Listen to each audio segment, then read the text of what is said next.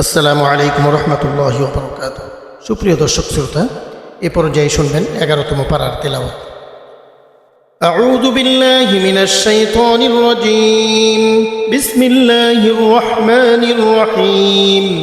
يعتذرون إليكم إذا رجعتم إليهم قل لا تعتذروا لن نؤمن لكم قد نبأنا الله من أخباركم وسيرى الله عملكم ورسوله ثم تردون إلى عالم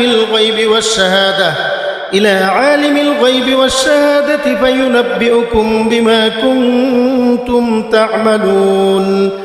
سيحلفون بالله لكم إذا انقلبتم إليهم لتعرضوا عنهم فأعرضوا عنهم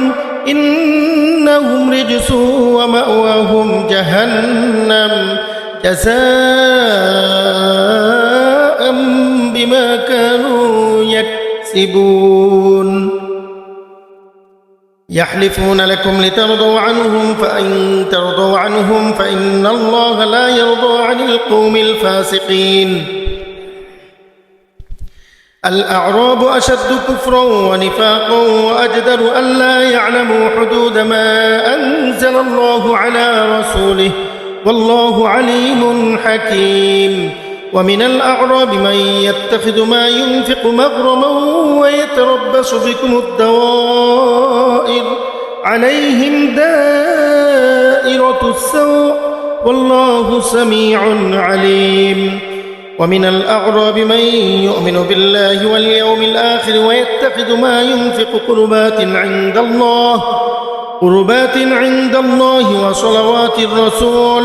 ألا إنها قربة لهم سيدخلهم الله في رحمته إن الله غفور رحيم. والسابقون الأولون من المهاجرين والأنصار والذين اتبعوهم بإحسان رضي الله عنهم ورضوا عنه وأعد لهم جنات تجري تحتها الأنهار خالدين فيها أبدا ذلك الفوز العظيم. وممن حولكم من الأعراب منافقون ومن أهل المدينة مرضوا على النفاق لا تعلمهم نحن نعلمهم سنعذبهم مرتين ثم يردون إلى عذاب عظيم. وآخرون اعترفوا بذنوبهم خلطوا عملا صالحا وآخر سيئا عسى الله أن يتوب عليهم إن الله غفور رحيم. خذ من أموالهم صدقة تطهرهم وتزكيهم بها وصل عليهم إن صلاتك سكن لهم والله سميع عليم. ألم يعلموا أن الله هو يقبل التوبة عن عباده ويأخذ الصدقات وأن الله هو التواب الرحيم. وقل اعملوا فسيرى الله عملكم ورسوله والمؤمنون وستردون إلى عالم الغيب والشهادة فينبئكم بما كنتم تعملون. وآخرون مرجون لأمر الله إما يعذبهم وإما يتوب عليهم والله عليم حكيم. والذين اتخذوا مسجدا ضرارا وكفرا وتفريق بين المؤمنين وإرصادا لمن حارب الله ورسوله من قبل ولا يحلفن إن أردنا إلا الحسنى والله يشهد إنهم لكاذبون. لا تقم فيه أبدا لمسجد أسس على التقوى من أول يوم أحق أن تقوم فيه رجال يحبون أن يتطهروا والله يحب المطهرين. أفمن أسس بنيانه على تقوى من الله ورضوان خير أم من أسس بنيانه على شفا جرف هار فانهار به في نار جهنم والله لا يهدي القوم الظالمين. لا يزال بنيانهم الذي بنوا ريبة في قلوبهم إلا أن تقطع قلوبهم والله عليم حكيم إن الله اشترى من المؤمنين أنفسهم وأموالهم بأن لهم الجنة يقاتلون في سبيل الله فيقتلون ويقتلون وعدا عليه حقا في التوراة والإنجيل والقرآن ومن أوفى بعهده من الله فاستبشروا ببيعكم الذي بايعتم به وذلك هو الفوز العظيم.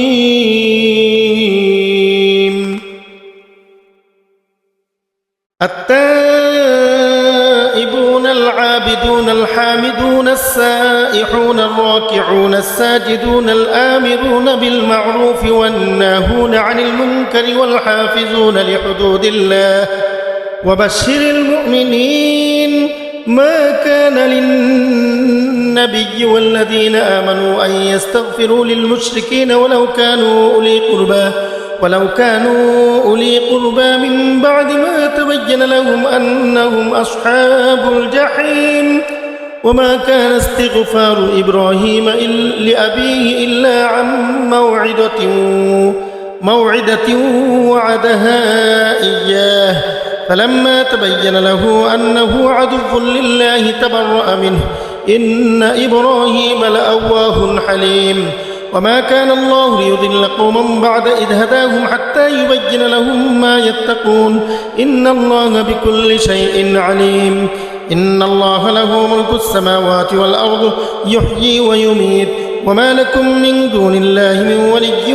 ولا نصير. لقد تاب الله على النبي والمهاجرين والأنصار الذين اتبعوه في ساعة العسرة من بعد ما كاد يزيغ قلوب فريق منهم ثم تاب عليهم إنه بهم رءوف رحيم. وعلى الثلاثة الذين خلفوا حتى إذا ضاقت عليهم الأرض بما رحبت وضاقت عليهم أنفسهم وظنوا أن لا ملجأ من الله إلا إليه ثم تاب عليهم ليتوبوا إن الله هو التواب الرحيم. يا أيها الذين آمنوا اتقوا الله وكونوا مع الصادقين. ما كان لأهل المدينة ومن حولهم من الأعراب أن يتخلفوا عن رسول الله ولا يرغبوا بأنفسهم عن نفسه ذلك بأنهم لا يصيبهم ظمأ ولا نصب ولا مخمصة في سبيل الله ولا يطؤون موطئا يغيظ الكفار ولا ينالون من عدو نيلا إلا كتب لهم به عمل صالح إن الله لا يضيع أجر المحسنين. ولا ينفقون نفقة صغيرة ولا كبيرة ولا يقطعون واديا إلا كتب لهم ليجزيهم الله أحسن ما كانوا يعملون. وما كان المؤمنون لينفروا كافة فلولا نفر من كل فرقة منهم طائفة ليتفقهوا في الدين ولينذروا قومهم إذا رجعوا إليهم لعلهم يحذرون. يا أيها الذين آمنوا قاتلوا الذين يلونكم من الكفار وليجدوا فيكم غلظة واعلموا أن الله مع المتقين. وإذا ما أنزلت سورة فمنهم من يقول أيكم زادته هذه إيمانا فأما الذين آمنوا فزادتهم إيمانا وهم يستبشرون وأما الذين في قلوبهم مرض فزادتهم رجسا إلى رجسهم وماتوا وهم كافرون. أولا يرون أنهم يفتنون في كل عام مرة أو مرتين ثم لا يتوبون ولا هم يذكرون. وإذا ما أنزلت سورة نظر بعضهم إلى بعض هل يراكم من أحد ثم انصرفوا صرف الله قلوبهم بأنهم قوم لا يفقهون. لقد جاءكم رسول من أنفسكم عزيز عليه ما عنتم حريص عليكم بالمؤمنين رؤوف رحيم. فإن تولوا فقل حسبي الله لا إله إلا هو عليه توكلت وهو رب العرش العظيم بسم الله الرحمن الرحيم ألف لام را تلك آيات الكتاب الحكيم أكان للناس عجبا أن أوحينا إلى رجل منهم أن أنذر الناس وبشر الذين آمنوا أن لهم قدم صدق عند ربهم قال الكافرون إن هذا لساحر مبين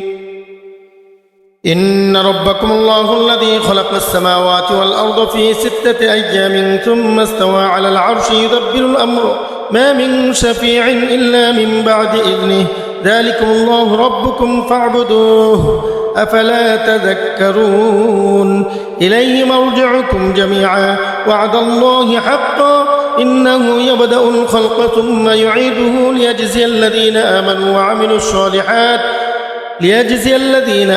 وعملوا الصالحات بالقسط والذين كفروا لهم شراب من حميم وعذاب أليم بما كانوا يكفرون هو الذي جعل الشمس ضياء والقمر نورا وقدره منازل لتعلموا عدد السنين والحساب ما خلق الله ذلك إلا بالحق يفصل الآيات لقوم يعلمون إن في اختلاف الليل والنهار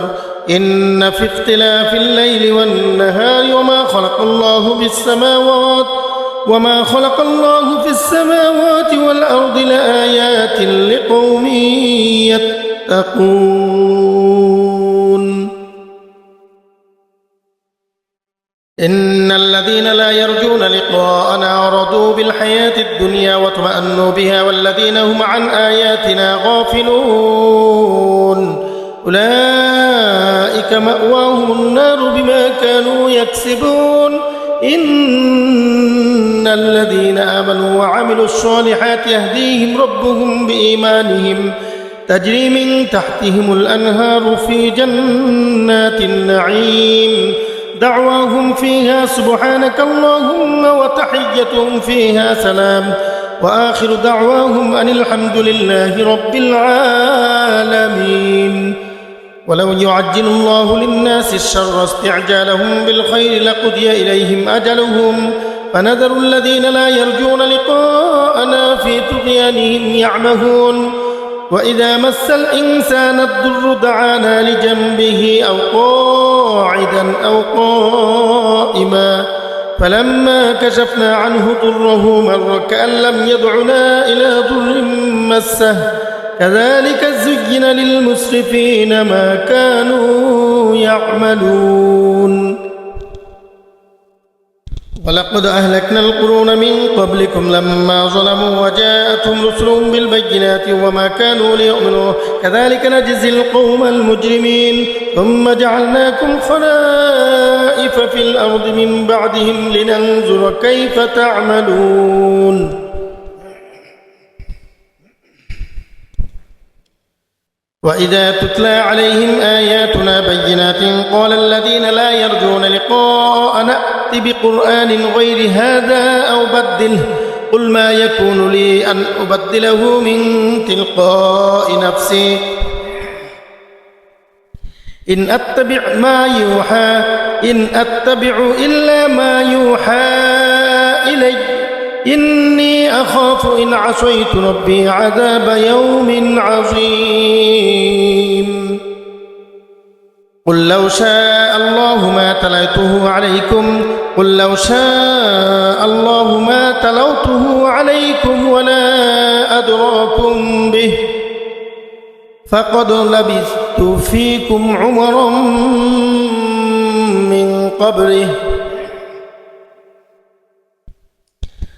لبثت فيكم عمرا من قبله أفلا تعقلون فمن أظلم ممن افترى على الله كذبا أو كذب بآياته إنه لا يفلح المجرمون ويعبدون من دون الله ما لا يضرهم ولا ينفعهم ويقولون هؤلاء شفعاؤنا عند الله قل أتنبئون الله بما لا يعلم في السماوات ولا في الأرض سبحانه وتعالى عما يشركون وما كان الناس إلا أمة واحدة فاختلفوا ولولا كلمة سبقت من ربك لقضي بينهم فيما فيه يختلفون ويقولون لولا أنزل عليه آية من ربه فقل إنما الغيب لله فانتظروا إني معكم من المنتظرين.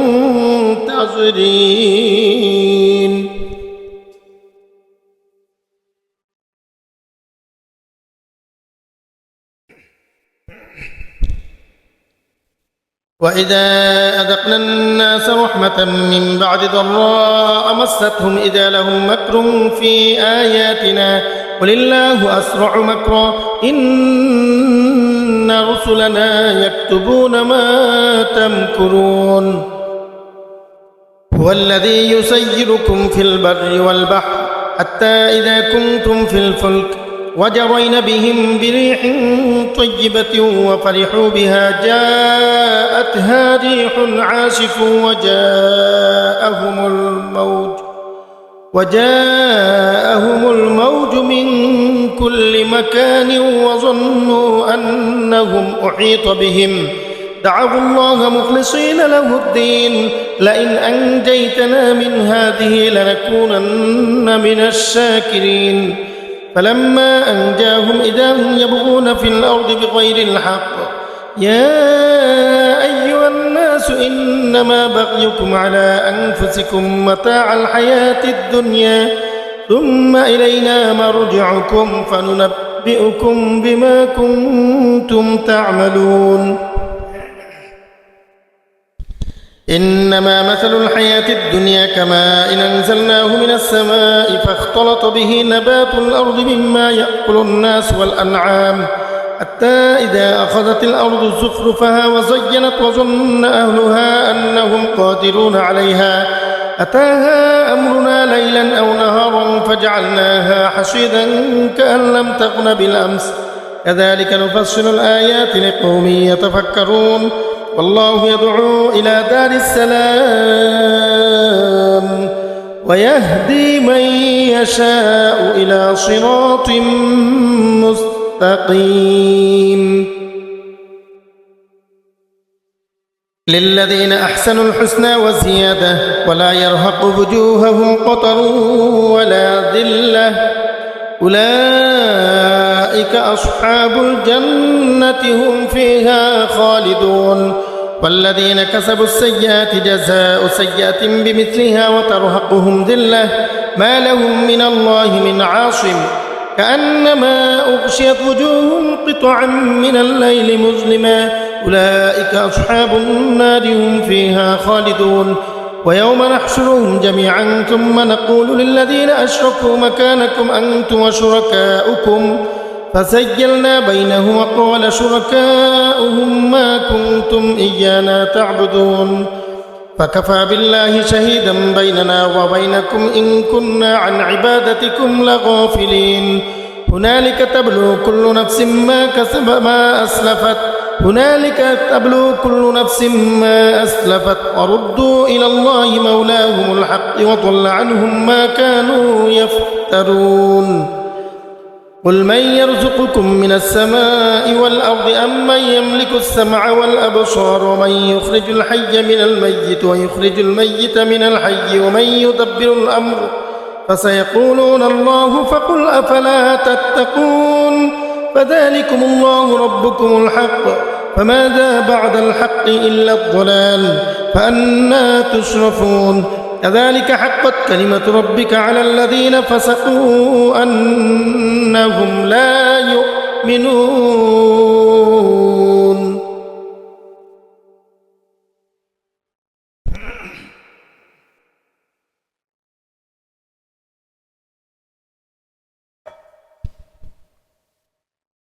قل هل من شركائكم من يبدأ الخلق ثم يعيده قل الله يبدأ الخلق ثم يعيده فأنى تؤفكون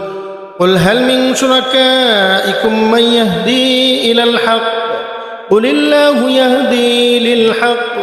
أفمن يهدي إلى الحق أحق أن يتبع أمن لا يهدي إلا أن يهدى فما لكم كيف تحكمون وما يتبع أكثرهم إلا ظنا إن الظن لا يغني من الحق شيئا إن الله عليم بما يفعلون وما كان هذا القرآن أن يفترى من دون الله ولكن تصديق الذي بين يديه وتفصيل الكتاب لا ريب فيه من رب العالمين أم يقولون افتراه قل فأتوا بسورة مثله وادعوا من استطعتم من دون الله إن كنتم صادقين بل كذبوا بما لم يحيطوا بعلمه ولما يأتيهم تأويله كذلك كذب الذين من قبلهم فانظر كيف كان عاقبة الظالمين ومنهم من يؤمن به ومنهم من لا يؤمن به وربك أعلم بالمفسدين وإن كذبوك فقل لي عملي ولكم عملكم أنتم بريئون مما أعمل وأنا بريء مما تعملون ومنهم من يستمعون إليك أفأنت تسمع الصم ولو كانوا لا يعقلون ومنهم من ينظر إليك أفأنت تهدي العمي ولو كانوا لا يبصرون إن الله لا يظلم الناس شيئا ولكن الناس أنفسهم يظلمون ويوم يحشرهم كأن لم يلبثوا إلا ساعة من النهار يتعارفون بينهم قد خسر الذين كذبوا بلقاء الله وما كانوا مهتدين وإما نرينك بعض الذي نعدهم أو نتوفينك فإلينا مرجعهم ثم الله شهيد على ما يفعلون ولكل أمة رسول فإذا جاء رسولهم قضي بينهم بالقسط وهم لا يظلمون ويقولون متى هذا الوعد إن كنتم صادقين قل لا أملك لنفسي ضرا ولا نفعا إلا ما شاء الله لكل أمة أجل إذا جاء أجلهم فلا يستأخرون ساعة ولا يستقدمون قل أرأيتم إن أتاكم عذابه بياتا أو نهارا ماذا يستعجل منه المجرمون أثم إذا ما وقع آمنتم به الآن قد كنتم به تستعجلون ثم قيل للذين ظلموا ذوقوا عذاب الخلد هل تجزون إلا بما كنتم تكسبون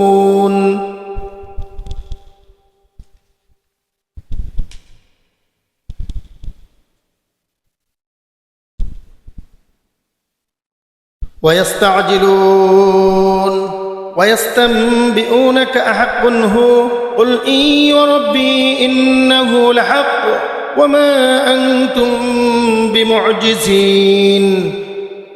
ولو أن لكل نفس ظلمت ما في الأرض لافتدت به وأسروا الندامة لما رأوا العذاب وقضي بينهم بالقسط وهم لا يظلمون ألا إن لله ما في السماوات والأرض ألا إن وعد الله حق ولكن أكثرهم لا يعلمون هو يحيي ويميت وإليه ترجعون يا أيها الناس قد جاءتكم موعظة من ربك وشفاء لما في الصدور وهدى ورحمة للمؤمنين قل بفضل الله وبرحمته فبذلك فليفرحوا هو خير مما يجمعون قل أرأيتم ما أنزل الله لكم من من رزق فجعلتم منه حراما وحلالا قل الله أذن لكم أم على الله تفترون وما ظن الذين يفترون على الله الكذب يوم القيامة إن الله لذو فضل على الناس ولكن أكثرهم لا يشكرون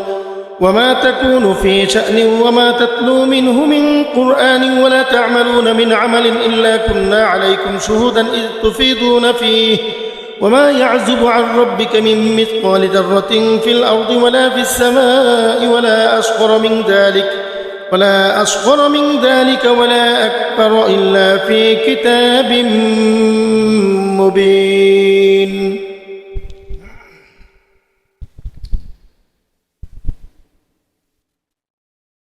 ألا إن أولياء الله لا خوف عليهم ولا هم يحزنون الذين آمنوا وكانوا يتقون لهم البشرى في الحياة الدنيا وفي الآخرة لا تبديل لكلمات الله ذلك هو الفوز العظيم ولا يحزنك قولهم إن العزة لله جميعا هو السميع العليم ألا إن لله من في السماوات ومن في الأرض وما يتبع الذين يدعون من دون الله شركاء إن يتبعون إلا الظن وإن هم إلا يخرصون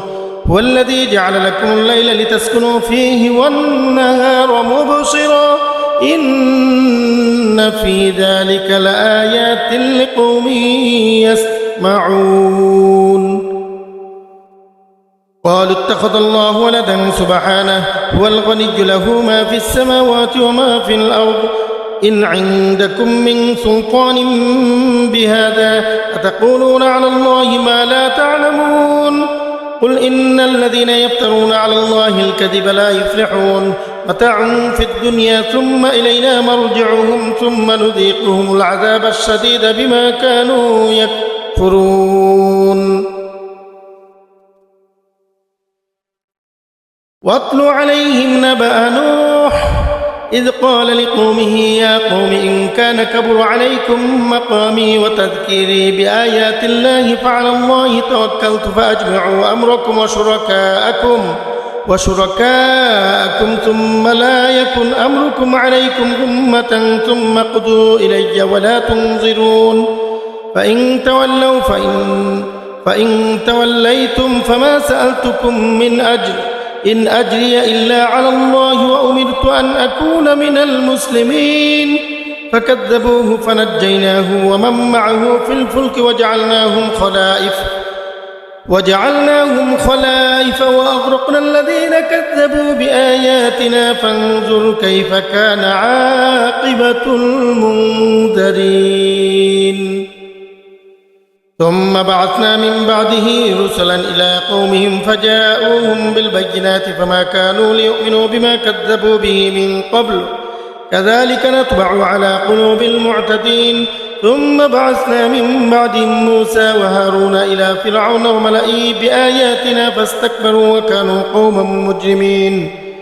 فلما جاءهم الحق من عندنا قالوا إن هذا لسحر مبين قال موسى أتقولون للحق لما جاءكم أسحر هذا ولا يفلح الساحرون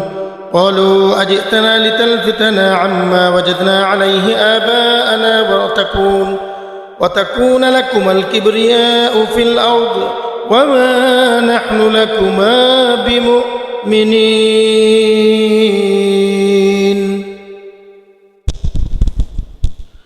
وقال فرعون ائتوني بكل ساحر عليم وجاء السحرة قال لهم موسى ألقوا ما أنتم ملقون فلما ألقوا قال موسى ما جئتم به السحر إن الله سيبطله إن الله لا يصلح عمل المفسدين ويحق الله الحق بكلماته ولو كره المجرمون فما آمن لموسى إلا ذرية من قومه على خوف من فرعون وملئهم أن يفتنهم وإن فرعون لعال في الأرض وإنه لمن المسرفين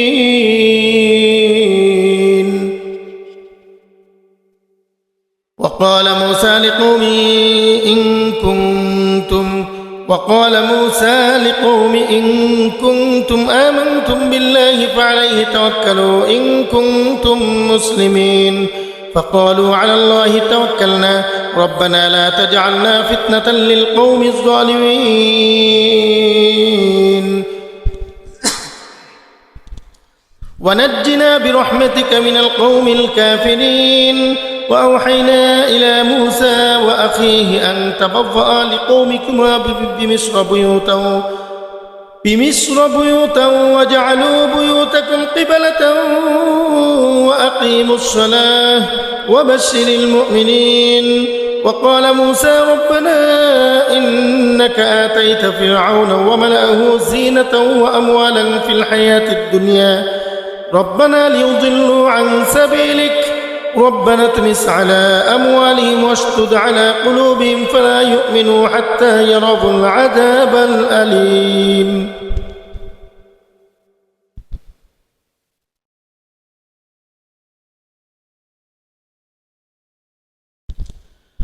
قال قد أجيبت دعوتكما فاستقيما ولا تتبعان سبيل الذين لا يعلمون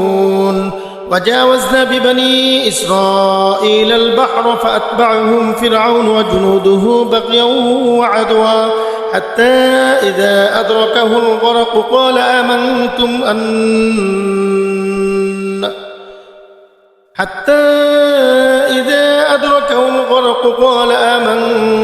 أنه لا إله إلا الذي آمنت به بنو إسرائيل وأنا من المسلمين الآن قد عصيت قبل وكنت من المفسدين فاليوم ننجيك ببدنك لتكون لمن خلفك آية وإن كثيرا من الناس عن آياتنا لغافلون ولقد بوأنا بني إسرائيل مبوأ صدق ورزقناهم من الطيبات فما اختلفوا حتى جاءهم العلم إن ربك يقضي بينهم يوم القيامة فيما كانوا فيه يختلفون فإن كنت في شك مما أنزلنا إليك فاسأل الذين يقرؤون الكتاب من قبلك لقد جاءك الحق من ربك فلا تكونن من الممترين ولا تكونن من الذين كذبوا بآيات الله فتكون من الخاسرين إن الذين حقت عليهم كلمة ربك لا يؤمنون ولو جاءتهم كل آية حتى يروا العذاب الأليم فلولا كانت قرية آمنت فنفعها إيمانها إلا قوم يونس لما آمنوا كشفنا عنهم العذاب الخزي في الحياة الدنيا ومتعناهم إلى حين ولو شاء ربك لآمن من في الأرض كلهم جميعا أفأنت تكره الناس حتى يكونوا مؤمنين وما كان لنفس أن تؤمن إلا بإذن الله ويجعل الرجس على الذين لا يعقلون قل انظروا ماذا في السماوات والأرض وما تغني الآيات والنذر عن قوم لا يؤمنون فهل ينتظرون إلا مثل أيام الذين خلوا من قبلهم قل فانتظروا إني معكم من المنتظرين ثم ننجي رسلنا والذين آمنوا كذلك حقا علينا ننجي المؤمنين ثم ننجي رسلنا والذين آمنوا كذلك حقا علينا ننجي المؤمنين قل يا أيها الناس إن كنتم في شك من ديني فلا أعبد الذين تعبدون من دون الله فلا أعبد الذين تعبدون من دون الله ولكن أعبد الله الذي يتوفاكم وأمرت أن أكون من المؤمنين وأن أقم وجهك للدين حنيفا ولا تكونن من المشركين ولا تدع من دون الله ما لا ينفعك ولا يضرك فإن فعلت فإنك إذا من الظالمين وإن يمسسك الله بضر فلا كاشف له إلا هو وإن يردك بخير فلا راد لفضله يصيب به من يشاء من عباده وهو الغفور الرحيم قل يا أيها الناس قد جاءكم الحق من ربكم فمن اهتدى فإنما يهتدي لنفسه ومن ضل فإنما يضل عليها وما أنا عليكم بوكيل واتبع ما يوحى إليك واصبر حتى يحكم الله وهو خير الحاكمين بسم الله الرحمن الرحيم ألف لام را كتاب أحكمت آياته ثم فصلت من لدن حكيم خبير ألا تعبدوا إلا الله إنني لكم منه نذير مبين وأن استغفروا ربكم ثم توبوا إليه يمتعكم متاعا حسنا إلى أجل مسمى ويؤتي كل ذي فضل فضله وإن تولوا فإني أخاف عليكم عذاب يوم كبير إلى الله مرجعكم وهو على كل شيء قدير ألا إنهم يثنون صدورهم ليستخفوا منه ألا حين يستغشون ثيابهم يعلم ما يسرون وما يعلنون إنه عليم بذات الصدور صدق الله العظيم